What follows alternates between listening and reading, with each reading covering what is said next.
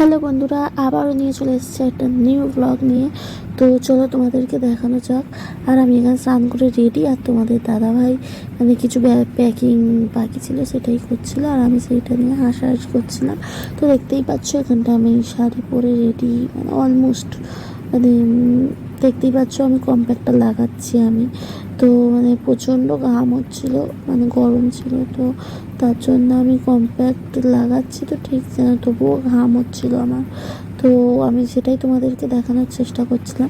আর তারপর দেখো আমি রেডি সেডি একদম হয়ে গিয়েছি, আর তোমাদের দাদা ওদিকে আমাকে দেখে মুখটা হাঁড়ি করে আছে যে মানে আমি ওকে কেন দেখাচ্ছি না, আমার নিজেকে কেন দেখাচ্ছি। তো ওকে যেই দেখালাম তখন ওর মুখে হাসিটা দেখেছো একবার, মানে প্রচণ্ড হাসছিল যে ওকে দেখিয়েছি।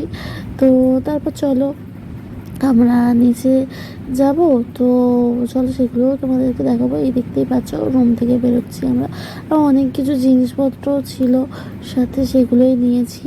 সিঁড়িতে আস্তে আস্তে নামছিলাম যাতে পড়ে না যাই।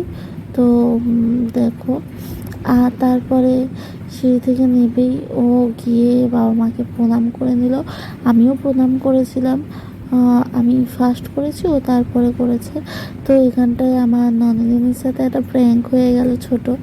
ও তোমরা যে যে বুঝতে পেরেছো কমেন্টে জানাও, আর যারা মানে আমার চ্যানেলটা নতুন তারা একটু লাইক কমেন্ট সাবস্ক্রাইব করে দিও। আর এখানটা আমরা বেরিয়ে গিয়েছি মানে যাওয়ার জন্য, একদম রেডি গাড়ি নিয়ে।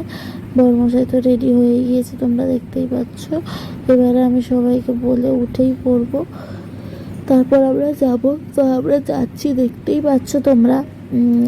আর কিছু প্রবলেমের জন্য মানে আমার হয়তো মোবাইলটা ধরার কোনো ভুল ছিল, তার জন্য হয়তো এরকম হেজি ভাব হয়ে যাচ্ছিলো। তোমাদের কার কার এরকম হয় একটু জানিও, ঠিক আছে?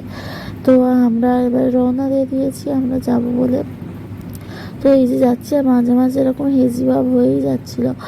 ও জানি না কেন, কিসের জন্য হচ্ছিল, আমার মনে হয় কিছু প্রবলেম হচ্ছিল। তারপর আমি নিজেকেই একটু দেখাচ্ছিলাম যে যাচ্ছি, দেখতেই পাচ্ছ আমি নিজেকে দেখাচ্ছিলাম।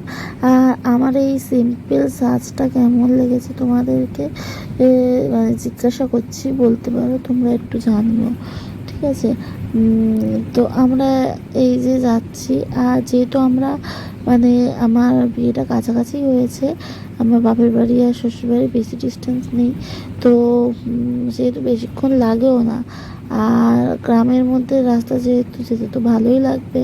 আর তারপর দেখো আমরা কাছাকাছি এসে গেছি, পৌঁছে গেছিও বলতে পারো। আর সেই ওই যে আমি প্রণাম সেরে নিচ্ছি, আর ও প্রণাম করা হয়ে গিয়েছে। তো এখানে আমি আমার মাকে প্রণাম করে নিয়ে আর একটু জড়িয়ে ধরলাম। আজকের এইটুকু, বাকি